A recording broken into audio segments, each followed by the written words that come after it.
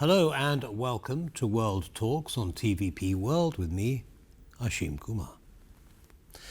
1 year after the tragic collapse of a concrete canopy at the Novi Sad railway station that killed 16 people, Serbia remains shaken. What began as mourning has turned into a nationwide movement for accountability led by students, teachers and citizens demanding justice and democratic reform. On the eve of the anniversary, President Alexander Vucic addressed the nation calling for unity and restraint, but his words have done little to calm tensions as thousands march towards Novi Sad. Joining me is Ivan Vejvoda. He's senior researcher at the Austrian Institute for International Affairs to discuss what this moment means for Serbian politics and society. Ivan, welcome back to TVP World. Thank you so much for taking the time. Thank you for having me. Now, before we kick off, I'd like to show a little clip of that speech by President Vučić, and then I'll get your take on it. Let tomorrow be a day that unites us, not a day that further tears us apart. The day when we will unite in the grief of families and show our respect and love for them. Not a day that any of us will use for our own political benefit. And after tomorrow, let's try one more time with dialogue in society. Those who want to protest can continue to do so, but with more respect for their countrymen who disagree with them, with more respect for the laws and rules in society that we all have to follow. Your comments on that speech, sir? Well, there's a lot to say about what preceded that speech. First of all, several days ago, maybe 10 days ago and more, the president called those who are congregating on Novi Sad as we speak to commemorate the victims tomorrow at 11:51. He called these people Satanists or pagans because, as he said, they're choosing strange ways to commemorate.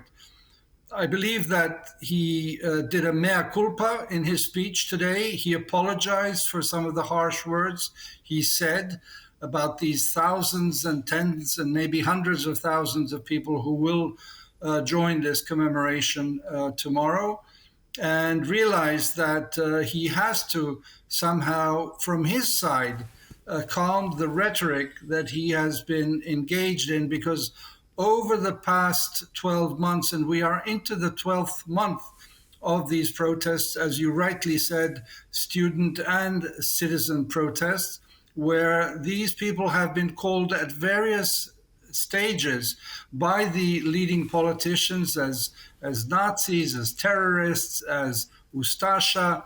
And so this has not been fertile ground for a debate and discussion. The key thing that we're seeing, and it has to be underscored, that people, students and citizens have been walking for days from practically all Serbian cities to arrive in Novi Sad tomorrow and to be ready for commemoration. And most significantly, a group of students from the Sandžak region of South Serbia, Bosniak Muslim students, have walked more than 400 kilometers over the past 2 weeks to come. And they have been a kind of unifying moment, because the Sandžak region was, to put it very simply, didn't feel as part of Serbia. But through these 12 months, there's been a coming together of Serbs and Bosniaks through this protest, and it has really inspired emotions and energies as these students and all other thousands who have walked to Novi Sad, as you see in these pictures right now. Well, I mean, you refer to the pictures, and those are coming in live, actually, from Novi Sad. So already we can see the numbers involved.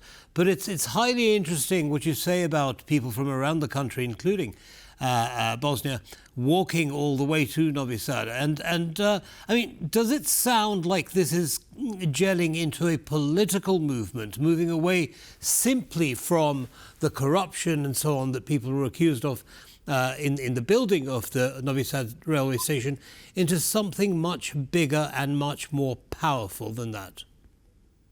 Well, in the deepest sense of the word, this is political, not daily party politics, but political in the sense that the rallying cry is we want to see a country return to the rule of law, to respect for the separation of powers, for parliament, government, the executive and judiciary to do their work and stay in their lane, rather than to feel being in a country that is a captured state where one person decides basically on everything. And I think the important thing to say here is that the students have really awoken this desire. We are in the 13th year of the ruling coalition of the Serbian Progressive Party, of which the president is the informal leader. He is not the official leader, but given that he speaks on television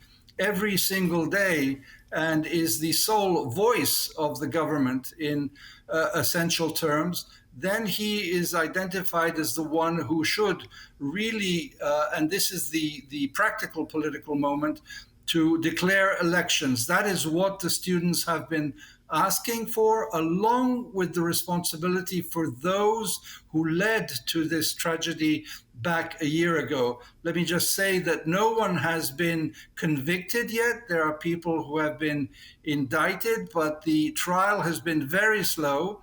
And the first demand of the students back a year ago was, we want to see fully the responsibility, financial, technical, and financial, for what led to the death of 16 innocent people.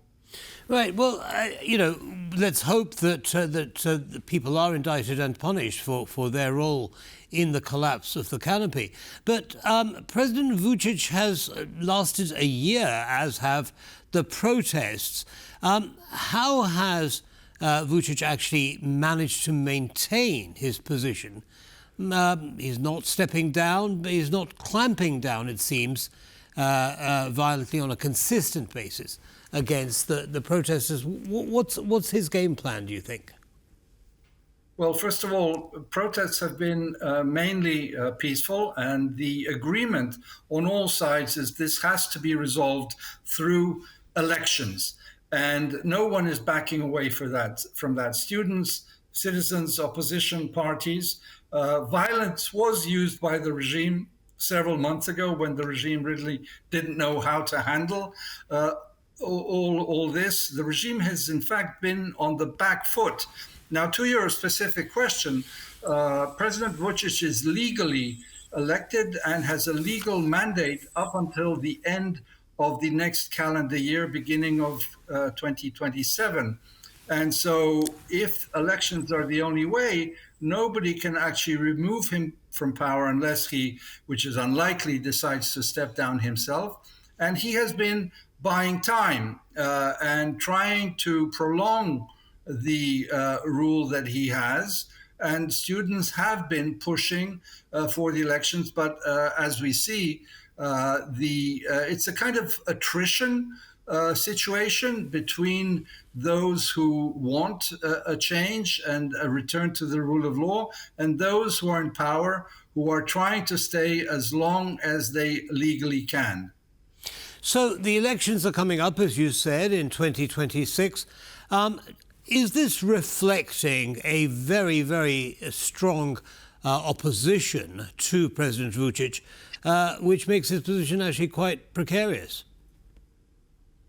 I would say yes. This is what the American Constitution calls the "we the people." This is a "we the people" moment, when after 13 years of this ruling party, people have said enough is enough. They have witnessed corruption.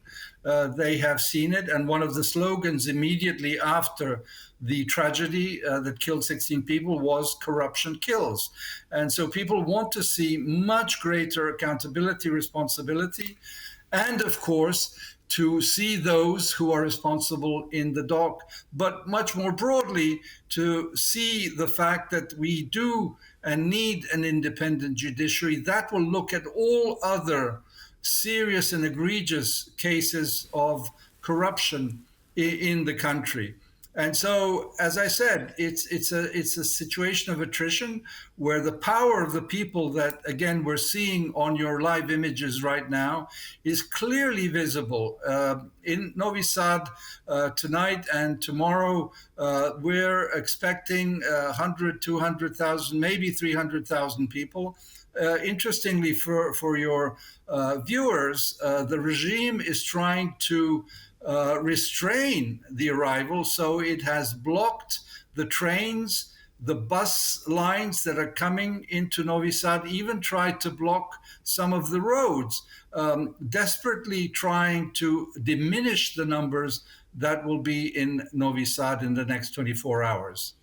Right. Okay. So a game of attrition being played, likely to be a strong opposition to President Vučić at the next elections, but an opposition requires leadership. Who's going to take that role?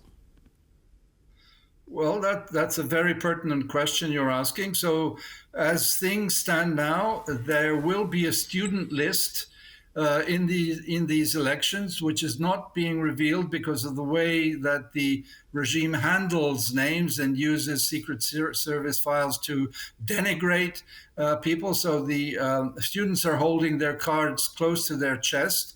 Then there are the opposition parties, some of which are supporting the student movement and the student list, and then others who will probably run on their own ticket. So there's a lot of, in the political sphere, a lot of speculation about who goes with him and how and whether we will see a fully united front or a line of opposition and student lists that are in one or two or three possible lists. So that is subject to much discussion in the public. It also needs to be mentioned, and we've said it before in our conversations, that Serbia daily, the government daily reiterates that Serbia is on a strategic path towards the European Union and that it will not renege on that. The European Commission will come out next week with its annual report on the progress on enlargement of candidates, of which Serbia is a part. And what has been leaked is that Serbia will rather get a negative scorecard where there will be talk about backsliding of democracy that, of course, we have all witnessed who are from this country and the region. Although, as I said, the government has been promising that it will follow the required reforms.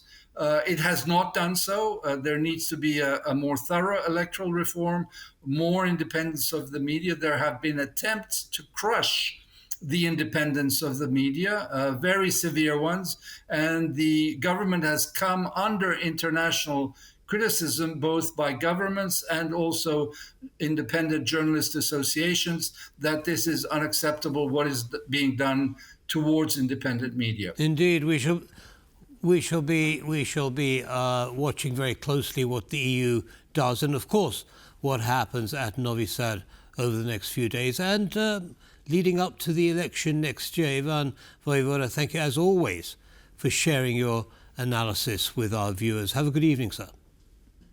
Thank you very much. Bye-bye. And that brings us to the end of this episode of World Talks. Don't go away, though. As always, lots more coming up. Goodbye.